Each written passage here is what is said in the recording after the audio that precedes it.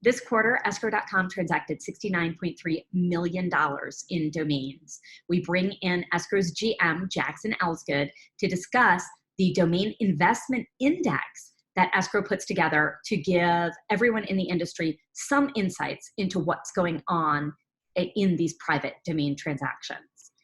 We also discuss the historic auction of Fashioncom.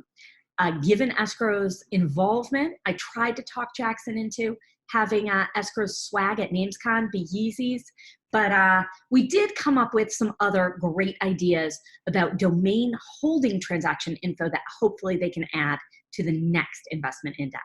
Enjoy the show.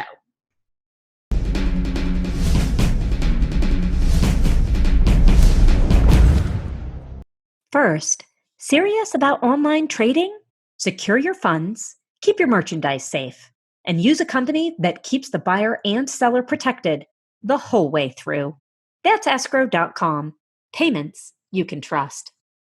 FD was built by domain investors to increase your inquiries, sales, and profit. Forget spreadsheets and archived emails. Manage your entire investment portfolio in one place using a secure and completely confidential platform. Learn more at FT.com. That's EFTY, FT.com. Hey Sherpa Network, I'm Tess Diaz, executive producer of DomainSherpa.com, and today we're joined by Jackson Elsegood, GM of Escrow.com. Hi Jackson, how you doing? Hi Tess, very well, thank you. It's a beautiful day in San Francisco.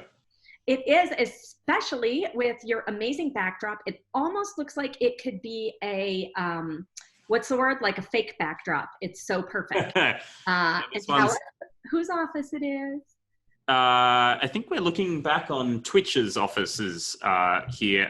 We're at 180 Montgomery Street in San Francisco. So it's basically tech firms and banks back to back. It's a fun place to have an office. I bet. And now we have the address. My teenager is on his way over. Watch out. Very cool. And I'm sure some cutting edge networking there and some cool parties. You said you share a lobby with them. That's got to be interesting to bump into them and share that space. Yeah, absolutely. It's a fun mix of people. Yeah, that's a clever way to do it. So Jackson, two interesting things that Escrow has going on right now that I really wanted the Sherpa Network to spend some time with you and hear about. The Fashioncom auction is really something different. And then also the latest quarterly report issued by Escrow, the Domain Investment Index for Q3 2019. I'd really like to go through it, but let's start with the Fashion.com. In this case, Auction Experts was particularly interested in using a concierge service, so domain concierge, where we hold on to the domain while that transaction takes place. Obviously, it's the safest way to make that transaction happen. And we're also providing good faith deposits. So we hold on to good faith deposits for each bidder. And of course, with a name like Fashion.com, you've got bidders from all over the world. You want to make sure that those bidders are legitimate, that they intend on closing the deal at the end. They're not just bidding for fun. And so the Auction Experts firm wanted us to hold on to those good faith deposits to make sure that every bidder felt safe handing over their deposit, and that the auction firm knew that all of those bidders were serious. Okay, so I think that clears some confusion that some folks in the domain industry, especially the newer domain investors who are the largest portion really, had. So Escrow.com is not entering the auction business. You're not, starting an auction. This is an auction house reached out to you to secure, and especially in this case, they're doing $20,000 deposits and bidder so Escrow is doing those deposits, managing those, and doing the bidder verification, just like you do a buyer or seller verification. Is that more accurate? Correct. So we're holding $25,000 good faith deposits, as well as doing the normal verification that we would do for a transaction of that size. Got it. Okay. And then of course the final bidding will go, the final transaction will go through you with the winner. Correct. Really, really exciting. What do you see different in this auction than in others for premium value domains like this? Yeah, absolutely. I mean, first of all, it's one of those category killer names. So the spread of where the auctioneers are going out to generate interest is very, very broad. You have everyone from LVMH to Amazon to individual investors who might potentially want to pick up this kind of name. So it's an extremely broad set of bidders. I would compare that to, potentially a more niche, branded name that might only be interested, might only have a few interested parties. So, that dealing with that demand is something that is quite unique to this auction, I would say. As well as, of course, you've got people, as you said, who are bidding for the first time. They might not have bid on a domain, and demonstrating the value of a good domain name to the market is hugely important. So Auction Experts is doing a great job of that. They're going out there and talking about the difference between paying for a domain name that gets millions of hits every year versus paying for a storefront that having that same kind of footfall. You only have very few places in the world that could generate that kind of footfall the same as a domain name. And frankly, at the prices that these big category killer domain names sometimes sell at, I still think it's a bargain for any Fortune 500 type company to be able to pick up something that is a brand, that is a location, that is all of these things put together at the prices that they can. I think this is going to be a serious investment for the winning bidder, but I think that investment is going to pay off over many, many years. Absolutely, I'm sure. And in terms of the timing of the auction, is Escrow privy to any of the decisions on why it's being sold now, why at this point in the year? I'm looking at your quarterly reports quarter over quarter and how domains perform, but also in terms of, this domain hasn't been on the market at least in 20, 25 years. So the timing on the larger scale and just within this quarter, do you think this is a better quarter to sell? Do you think this is a good time year over year for domains to sell? So I don't think there's ever a bad time to sell a great domain. The market definitely fluctuates. The market definitely fluctuates. There is definitely surges in the market. But when you're talking about a domain like this, you really got to take a step back and say that the interested parties are not looking to make an investment for a quarter or a year. They're looking at a 10-year time horizon. So I don't necessarily think that that the timing was a key factor in the seller's decision. Now, I have to take another step back and say, escrow.com we're famous for our confidentiality and our privacy. We don't disclose the details of transactions, buyers or sellers, unless those parties are, a part of that transaction. So at the moment, the seller is still a private party. They're not disclosing their identity publicly. And nor their reasons for selling the asset. But as I said, that asset kind of speaks for itself. I see what you're saying, Jackson, but you stole my thunder. I was going to say, who owns Fashion.com? And you're going to say what? I'm going to say, unfortunately, I can't tell you that at the moment. No, the answer on the website is brilliant. Who owns Fashion.com? You could. Exactly. Very well said. And you mentioned Peter Johnston from NAI Limited, who is representing the sellers and is, this negotiation expert. He's the brilliant mind behind that wording there, eh? Yeah, I think that one's got Pete's brand all over it. As I said, auction experts and NAI, they're the two representatives of the selling party. Both of them are, boutique and expert in their fields.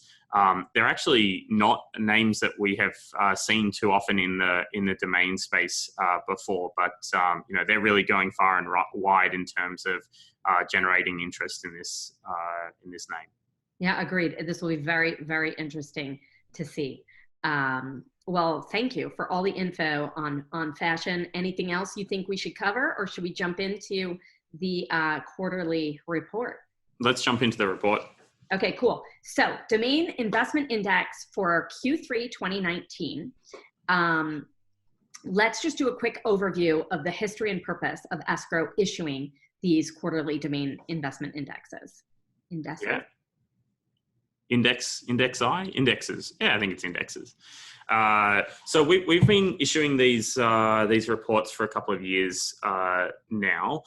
Why we started doing it? Well, first we started with just a really private publication, just to a few select brokers and things like that we work with, who were interested in acquiring a little bit more market-wide intelligence. And as I said, we're very private about our deals, and we never talk about volumes in a non-aggregated manner. So this is a way where we could, pare down that information into a report that was sanitized for public consumption to an extent, but also allowed us to share a bit more about what we are seeing happening in the domains market as a whole. Escrow.com's in a really unique place. We get to see the real prices that these names are going for, and frankly, when you see the public lists of what the most expensive domain that sold this month or this quarter is, that you can just take a look at the median prices on some of these names and see that, even the median is above a lot of the sort of top sales. So it's really good to be able to come out and talk a little bit about what's happening in the domains industry without revealing any individual transactions, because it really does show investors, it shows end users that when they're making this purchase of a high quality domain name, and maybe they're spending six figures on that domain, that they're not alone. That they're out there purchasing an asset that not only will hold its value, but will actually appreciate over time. And I think as you look at each one of these graphs, the one consistent thing across all of them is just the consistent growth across every category, over a longer time period. It is very consistent. Quarter by quarter, we see peaks and troughs, and of course, people who are trading domain names very regularly should definitely pay attention to those. But year after year, we still consistently see this really strong growth across all categories. So it's great to be able to show that to the market at large in a responsible way. Yeah, it is. It's fantastic. I think it's really important for the development of the industry too. Do you release other non-geographic demographics on transactors, corporate transactors versus investors, any other details about their company size, about anything beyond just geographics? Yeah, we don't at the moment. And as I said, this is something that we're really concerned about is preserving the anonymity and confidentiality of these deals to parties that are potentially not involved in them. So we try not to cut down too narrowly to avoid revealing or even giving a hint towards the prices of individual sales. That being said, the domains market is growing every year.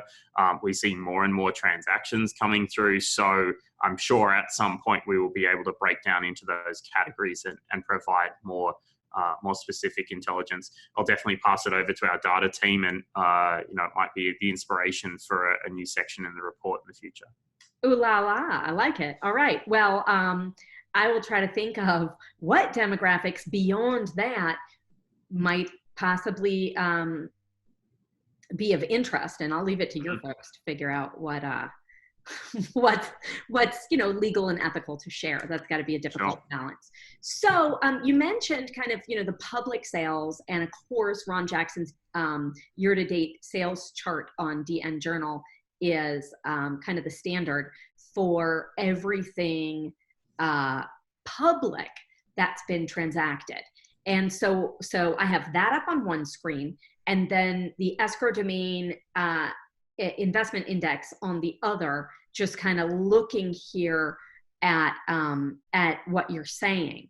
So let's start out with the key takeaways in the report. So longer letter domain names rose in popularity this quarter. So you're saying like 3-letter, 4-letter, 5-letter, 6-letter, not a word, just A, B, C, D, E, F, G. Yeah, what that's really looking at is the performance of the longer letter domain names, the 5 and 6 versus the shorter ones, the 3s and 4s.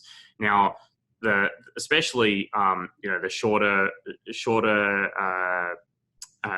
3-letter domains and 2-letter domains, they'll occasionally go for an ultra premium price. So you'll see a big spike in that. And that's sometimes driven either by a particular portfolio sale where someone is selling to another investor, or just an individual sale itself that really drives that mean up. And you can really see that in the difference between the mean and the median in those graphs.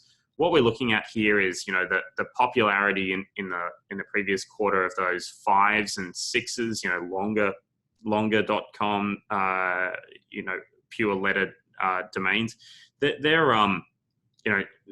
They're prone to be pushed up by people who are really being careful about who they're selling to. So that's really a picking your demand type of market. Chip domains, so your 3s and 4s, especially 4-letter.coms, a lot of that demand is, as you said, cyclical. It's based on investors buying, say, from other investors, and especially, we saw that out of the Chinese market, people investing in sort of Chinese premium names. Compare that to 5s and 6s. They're typically more branded type names. Interesting. Okay. So this would be something like Snake.com would still fall in this category. Exactly. It's just the number of letters, not if they're consecutive letters. Not consecutive, if they're making a word or just kind of Correct. We look at them all together. And exactly as you said, Snake.com is a perfect example because that could sell to a pet store for $10,000, or that could sell to a leather company that really, Snake Leather or something like that, that just has to have that name, and it sells for $150,000. The skill in selling those domains really reflects in these indexes, when you can see people selling selling domains smart and getting top dollar for them. That really pushes up these indexes. Okay. And, you've mentioned the steady rise. And I think, we all know domains have very steadily risen year over year.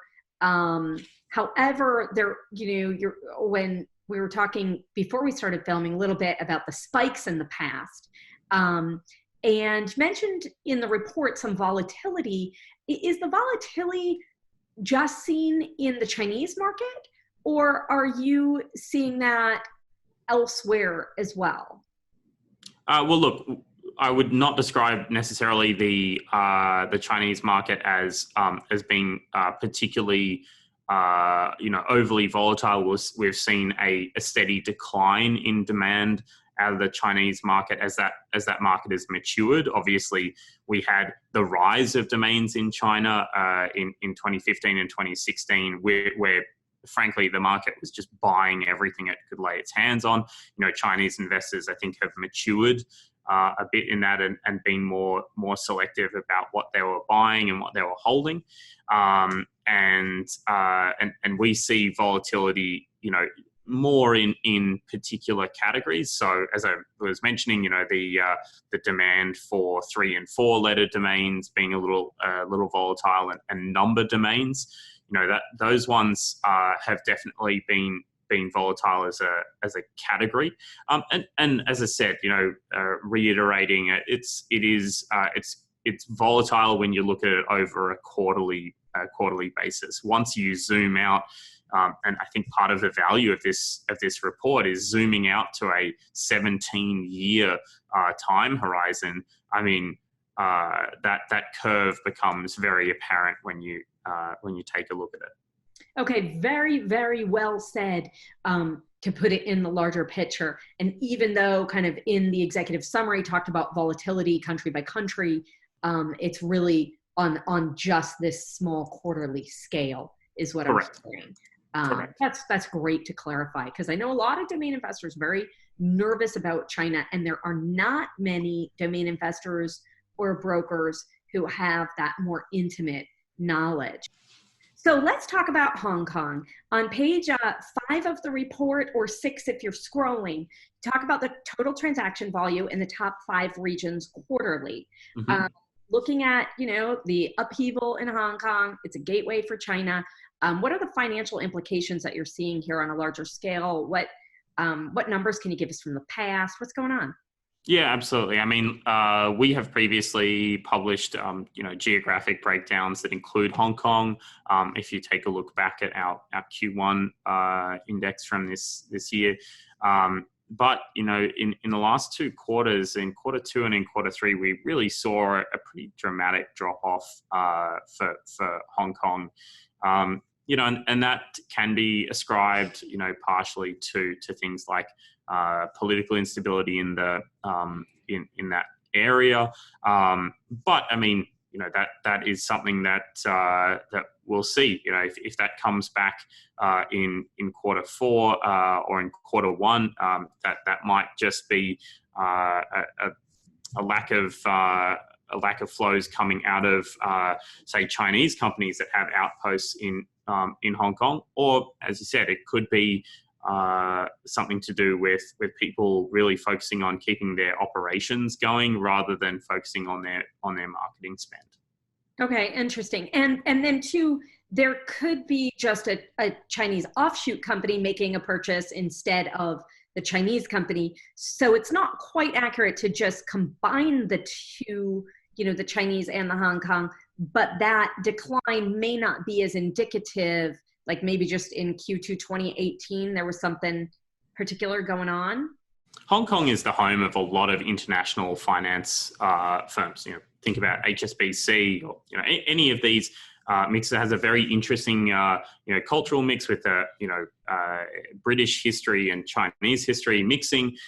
So I definitely wouldn't add it directly. We split it out for a reason. We split it out from China for a reason.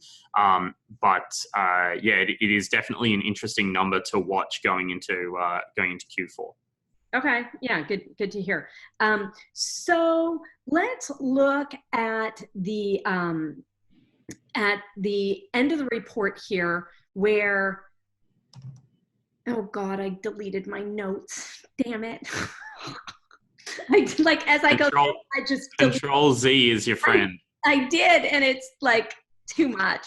Damn it. I don't remember what else we talked about after Hong Kong. So we talked about the total aggregate flows. Now you mentioned that it's the end of the report. No, I was just saying that because I was like, I need the end of my notes. Right. I think you're talking about the total transacted domain name amount, which is on page 3 if you're scrolling, or page 2 of the report. Okay, cool. Let's do it. And that one was a decline in. It was a decline in Q2 and Q3 over the same Q2 and Q3 in 2018. So what do you think's going on there, Jackson? With so look, you know, the amount that we're talking about it coming off by it's relatively significant. It was getting up towards, you know, Q3 2018. You know, you've got maybe 10 million more dollars in the system being spent, and you know, like a you know, a good plumber or something like that, you want to know, you definitely want to know what's happening in this particular pipeline, but it's worthwhile knowing what the pressure is in the entire system. And in this case, you know, that's a decline in total overall spend on domains. Yes. However, you know, come back and take a look at the domain median price return year on year. We're still seeing strong returns. You know, as an asset class, you're still seeing, you know, strong returns. Anything that can return like 10%, that would be indicative of a healthy system. You know, and yes, there is a little bit less, you know, pressure in the overall system, but take a look at things like domains with content. They're extremely stable in terms of their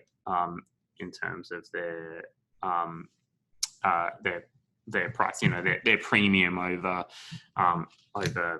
you know, non-content domains. There's a lot you can do with an asset like a domain to lift the price. And frankly, we're seeing consistently strong over a 10-year or 5-year period. You're seeing a consistently strong price return, which is indicative of a strong financial situation rather than a weak one. Are domains your favorite assets that Escrow transacts? Yes, absolutely. I like, you didn't even think about it.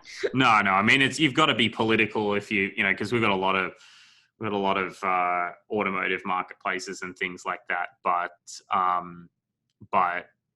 domains are, there's nothing like the rush of seeing someone turn a $100,000 domain into $1 million domain, or a hand registered, you know, oh, I've held on to this for a few years and then selling it for a fortune. I mean, that's a true rags to riches story. You don't get that in. I mean, occasionally you might find a perfectly preserved '69 Mustang in your hay barn or something, but it's not. It doesn't happen every day. Whereas, you know, domainers do this every day. Yeah, that's true. Yeah, so I'll go check my hay barn, but in the meantime, domains is where it's at. So you were talking a little bit earlier off the record, just the sophistication of the buyers. I think you can say, even if you can't give numbers on corporations or sizes, but you've definitely seen a steady increase in the sophistication of the buyer. Yes. Yeah, I mean, look, the short answer is in 2005, you know, you might have a chief marketing officer who didn't know about the quality of the of the web channel or something like that. You know, that person isn't the head of marketing anymore. You know, if you don't know what SEO and SEM and web traffic is valued at, simply put, I don't think you're probably at the top of a marketing organization anymore, and that is, you know, that is becoming you know, people the organization's number one channel. So I don't think those people are questioning the quality of the channel. I think that the key thing is just making sure that they understand how important the right name is as part of that channel. And would you say, I mean, I know 2015, 2016, you're still dealing with people who think they misunderstand Google algorithm changes, misunderstand exact match domain values. But as the dollar amount of these transactions rise, really, you mentioned that often is on parallel with the sophistication of the buyer rising, the level of funding that they have, and the value that they attach to it, because they can see how to utilize it.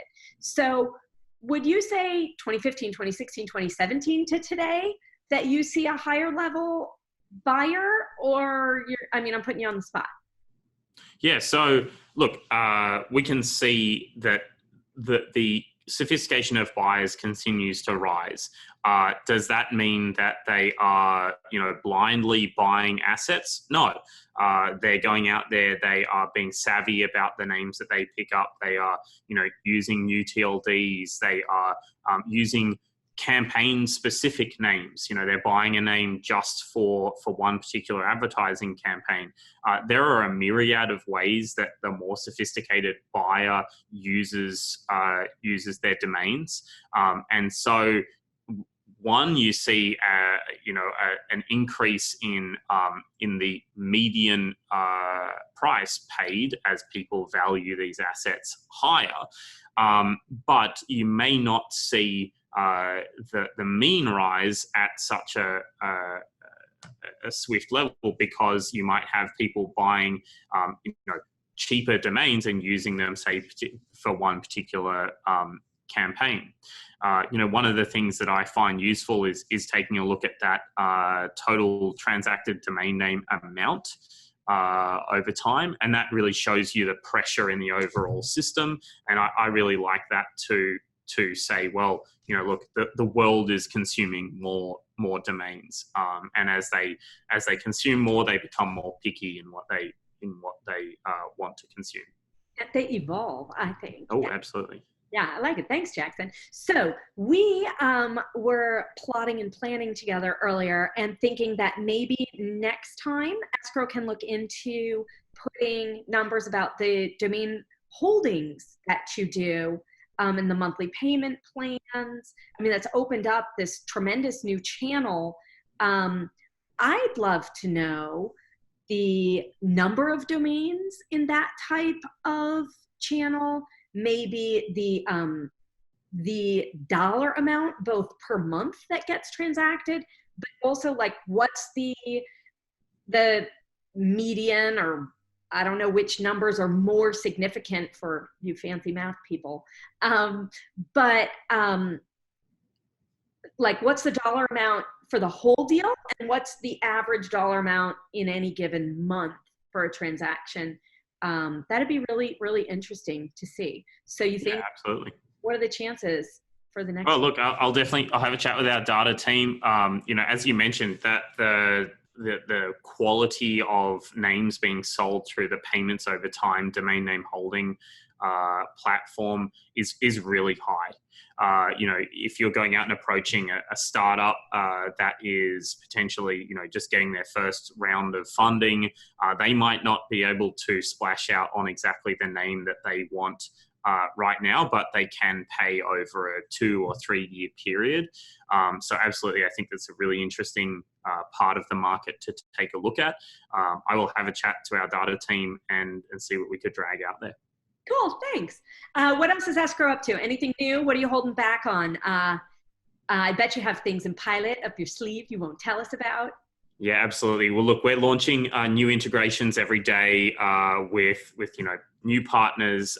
These are people who take their listing sites, their landing pages, and put buy now pages, buy now buttons on there, instead of just a phone number or an email.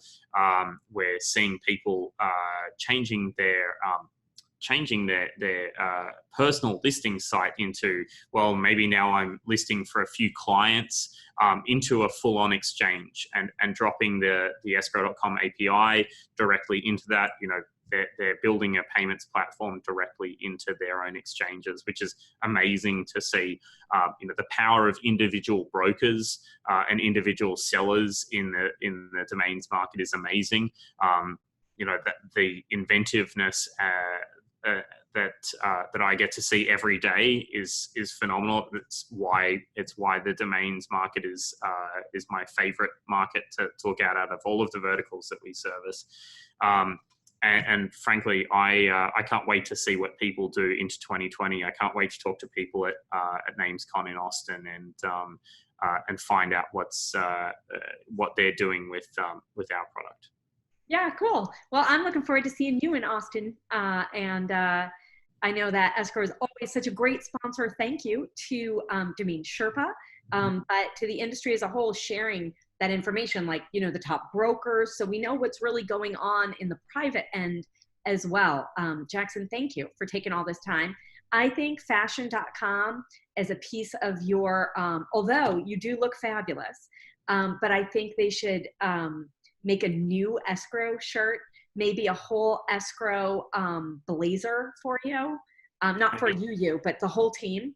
I think that would be a reasonable thing to negotiate into when you complete your part of that. Maybe some very fashionable flip-flops or something.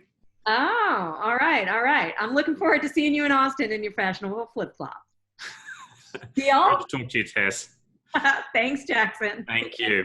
Bye for now.